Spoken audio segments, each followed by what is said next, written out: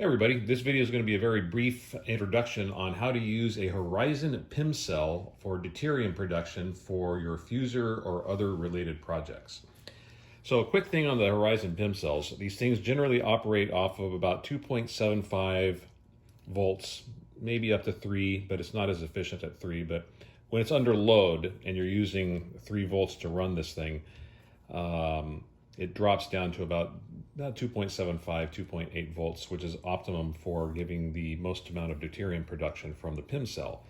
Now, keep in mind, these are toys.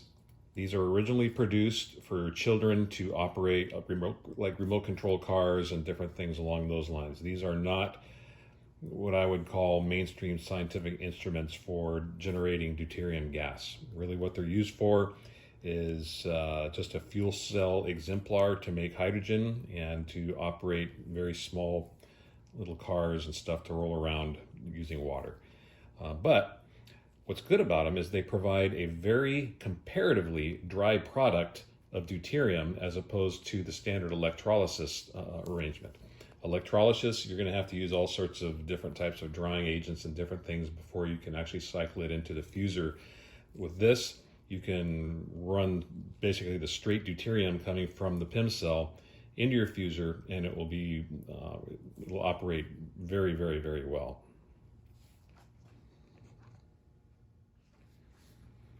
So as I just kind of pointed out, I'm using a standard 2D cell system to run the PEM cell.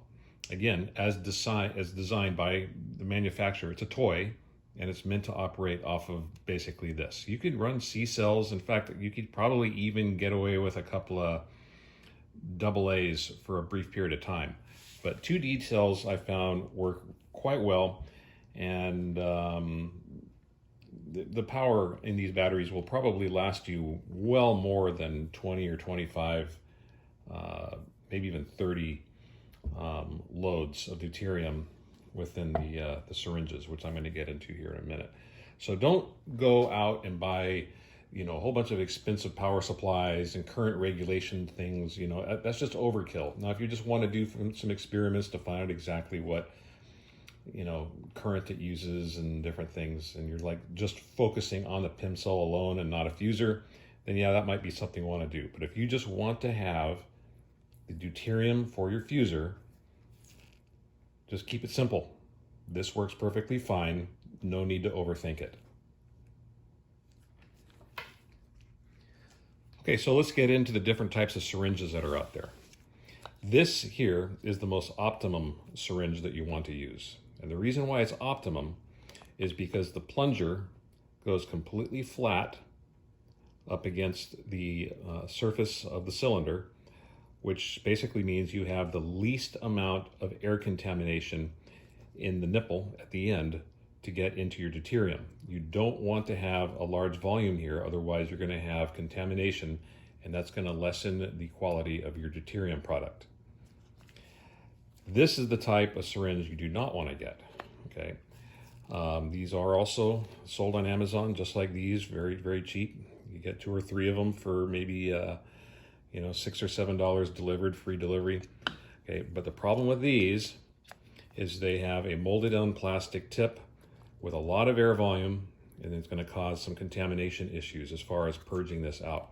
The other problem is when you use your PEM cell, you're going to use 2 millimeter inner diameter silicone tubing. This is the stuff that generally comes with your Horizon PEM cell when you purchase it. And it just so happens to work absolutely perfect for, running the inlet line into your Fusor and connecting to the end of this particular type of 100 milliliter syringe.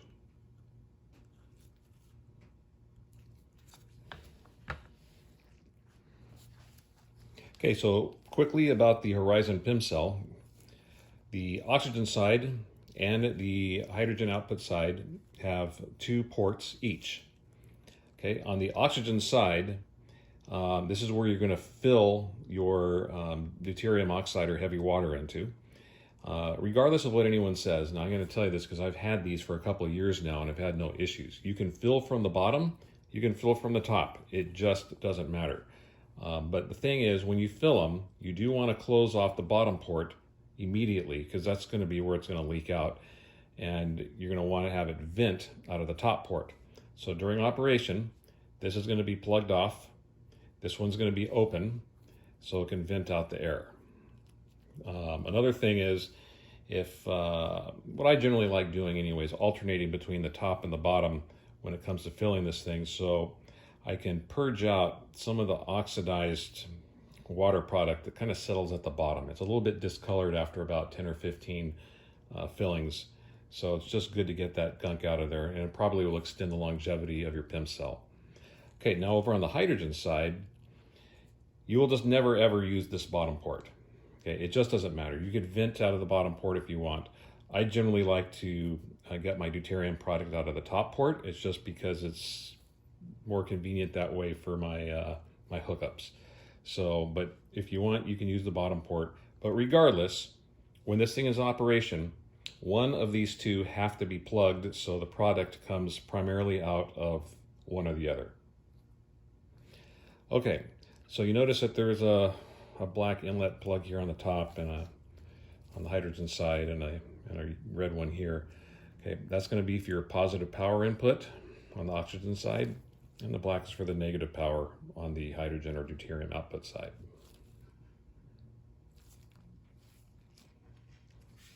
Okay, so for hooking up the PEM cell to your syringe so you can collect the deuterium, you're going to take off, in my case, the top oxygen port cover, and you're going to take off the cap on the hydrogen side. You're going to take your syringe, okay, with the 2 millimeter line attached. And by the way, this is extremely simple. Okay, so that's kind of what it looks like without it connected. And it's tight enough with the 2 millimeter inside diameter of the silicone tube to hold it in place nice and snug, and it's fairly airtight. And you know, it's really all you need to do. It fits over probably by at least 1/4 of an inch, so that's more than enough. Okay, as far as connecting to the PEM cell, it's just a matter of sliding this over, just like how it's described in the actual Horizon operating manual, over the top of that port. Okay, just like that, and you're good to go. So then once you get that done, you're going to take your power leads, connect the negative into the negative side on the hydrogen, and the positive into the oxygen side. Okay? Now, once this is hooked up, obviously you're going to have regular air inside the nipple of the syringe, and you're going to have air on the inside of this tube. That's a contamination product that you absolutely do not want. You're going to want to get rid of that as soon as practical. So from what I figured out, this small length of tube, which is probably about 3 inches, 2.5 inches or so, contains about 5 milliliters of deuterium, or I should say space, airspace. So as the syringe gets out to about 5 milliliters, okay, you can see the marks on here, which is about, I know it sounds stupid, but really just halfway between full flush and the 10 millimeter mark. Once it gets to there, this is what you're going to do. Okay, so what you're going to do is you're going to pinch this tube. I do not recommend using forceps in this specific instance because you got to move fast, and if you use forceps, it's going to create so much back pressure in here, especially if you go slow, that you could possibly damage the PEM cell. So I would practice this a few times before you actually put this into play. But it's a matter of just pinching right up here, pulling that off, purging the air out, reattaching. Okay, and then letting the deuterium slowly flow back in. Okay, so the bulk of what you just purged out was the air or contamination air within the line. Okay, you're going to have some air back into this tiny, small 1/4 inch length of nipple here at the end of the syringe, but I found that to be negligible when it comes to the operation of the Fusor. So, but this length, or in some cases, some people are going to have a lot longer of a feed line from their PEM cell for whatever reason. You're going to want to purge all that stuff out, calculate accordingly, because if your feed line is longer, you might need to purge out maybe closer to 10 milliliters or maybe 7 milliliters. So just something to think about. But that's what you got to do. And I have noticed a definite reduction in neutron production with the deuterium if you do not conduct that purge maneuver. Okay, so I let it run for a while. We're just at about over 50 milliliters of deuterium contained within the syringe. When these syringes, by the way, are brand new, you can almost just walk away from this for a while until it fills up. You do need to keep an eye on it, because if it goes past here, you can blow the plunger completely out and lose all your product. But the thing is, they fill very, very smoothly. There's no hang-ups with the plunger going back. There's enough pressure coming from the PEM cell to actually push the plunger back with no issue. But after about 4 or 5 uses, these syringes begin to get a little bit sticky. It could be due to some sort of lubrication issue on the plunger. It could be due to some sort of slight malformations within the plastic of the syringe itself.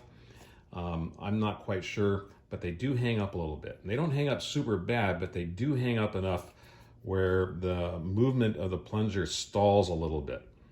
And not to the point where it would cause any back pressure or sort of damage to the PEM cell, but it could slow your production down. Instead of taking 15 or 20 minutes to fill up your 100 milliliter syringe, it could take 10 or 15 minutes longer. And basically all you're ending up doing is building up pressure within your syringe, and that could create a scenario where, again, when it finally releases, it's just going to blow the whole plunger completely out of the syringe and you're going to lose your product. So what you're going to do is just a very, very easy, gentle assistance, okay? So about every 10 minutes or 5 minutes or so, just check it out and just gently pull the plunger back and assist it a little bit. You can feel the resistance as it starts slowing down. Don't force it, because you don't want to create a vacuum within your PEM cell. But you can feel right when it starts to slow down, and you can leave it. Sometimes if your PEM cell is very efficient and it stalls, you could actually end up assisting it up to sometimes a full 10 or 15 milliliters. It'll just completely release and expand that fast, which is why you want to be very, very careful that you assist it every once in a while, because if you have enough pressure built up within the syringe tube around the 100 milliliter zone and you assist it, again, the whole thing could blow right out the back and you've lost all your product and you got to start all over again. So here we are now with a full product. You know, it's completely filled up to 100 milliliters. I don't recommend filling it past this point. So what you're going to do, I use standard forceps. These larger ones that are about 4.5 inches long seem to be the optimal type of forceps to use. The smaller ones tend to have a little bit more pinching pressure, and pinching too hard on the silicone tube could possibly cut it or damage it and cause it to leak. And it might be a leak that's small enough where you're not going to notice it, but the Fusor is definitely going to notice it when it starts pulling in air as opposed to deuterium. So when you pinch this off with the forceps, you're going to pinch it off kind of close to the port. You're going to leave probably about, about a ½ inch or so, a little bit less from the end. And don't pinch it off right at the tip. You want to have a little bit of overhang of the tip of the forceps, okay? And then just pinch it off on the first click. Okay, disconnect the power, remove this. Now, at this point, this is pretty solid. It's not going to leak. You want to close up your PEM cell. Deuterium, heavy water, is hygroscopic, and you just want to keep that product as free and isolated from the air as you possibly can. Okay, so now before I kind of go into some more specifics about this, let's talk about how this interfaces with the Fusor and the type of valving and port inlets that I generally use. So this is the front end of the Fusor. Directly behind it over here is where the fusor is contained within all the lead shielding I've got. This line coming all the way out here consists of a gate valve, a needle valve, a medium flow needle valve, and then just a very crude copper nipple for connecting the 2mm silicone tubing from the syringe to feed the deuterium. Okay, so here's the syringe kind of sitting in place. It's just a matter here of just sliding this over the end of the copper inlet line. Okay. You want to get it in probably about maybe 3/8 or a 1/2 inch or so in. That's about all you need. And that's more than enough seal for what you're going to be doing. There's going to be no air of any major significance that is going to alter the operation of something like a fusor. Okay, so that's all you're going to do.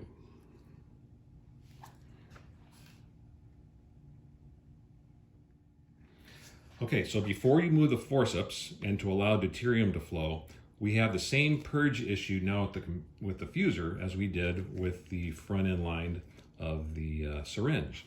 And that is going to be all the air that is contained within this section of feed line.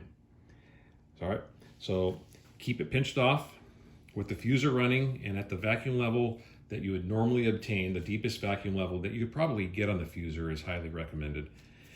What I generally like doing is turning off both of the needle valves, okay, then opening up the gate valve.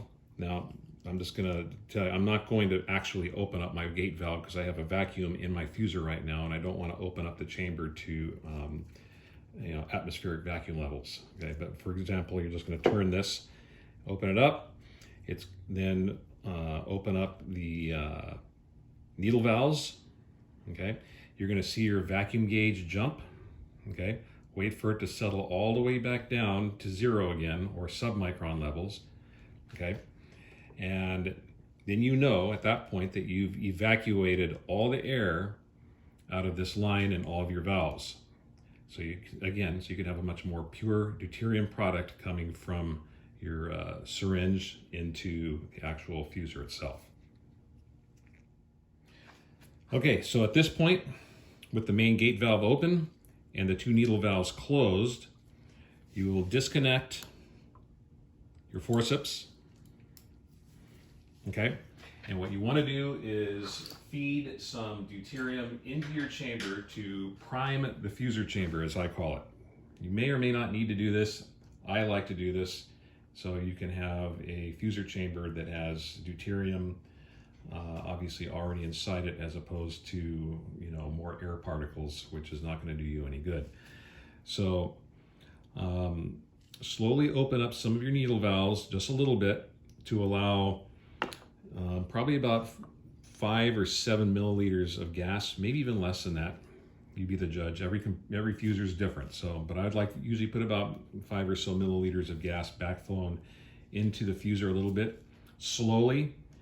Don't open it up real wide because you don't want your vacuum levels to shoot up to atmosphere or even up into the 500 micron range, as it could cause damage to your pumping systems.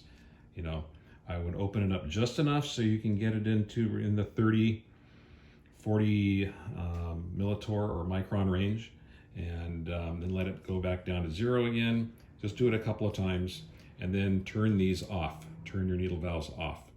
Now, what you do is you go to your main flow gate or flow valve from your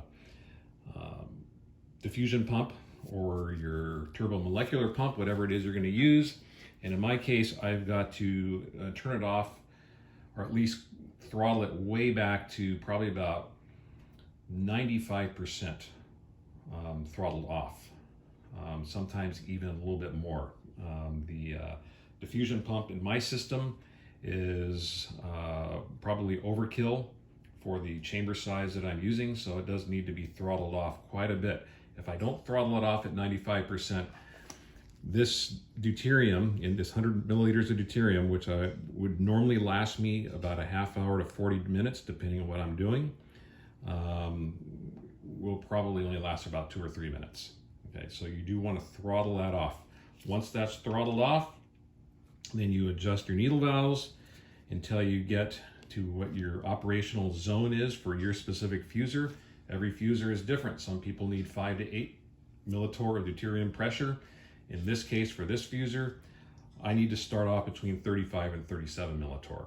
The smaller fusors generally operate off of higher pressure. If you have a 6 or 8 inch spherical type system, you're probably looking at between 5 and 8 millitorr of pressure. So again, that's something you're going to have to determine once you get your fusor built, or what type of fusor you're already operating. Okay, so that is about it. I skimmed over quite a bit, so if there are any questions, definitely ask. And the video is primarily made for the Fusor.net site and the Fusion Forum site. And so if there's any questions at all, feel free to ask. You know, I know there's probably a lot of room for improvement on this. There's definitely other ways of incorporating these PEM cells in a more permanent fashion on the inlet section of your fusor, so you don't have to keep moving these things around. You can actually probably, you know, build this whole thing up with valves, and maybe even to a degree you can operate the fusor just on the flow rate alone from one of these things, if you can. Again, the key is valving it properly. There's a lot involved in that one. That has a lot to do with the type of pumping system that you've used and the efficiency of the swage lock valves that you probably have in place. So, but it probably can be done. I think 1 or 2 other people might have successfully done something similar to that in the groups. So anyway, so there you have it. Hopefully this helps. And again, feel free to ask any questions. Happy fusoring.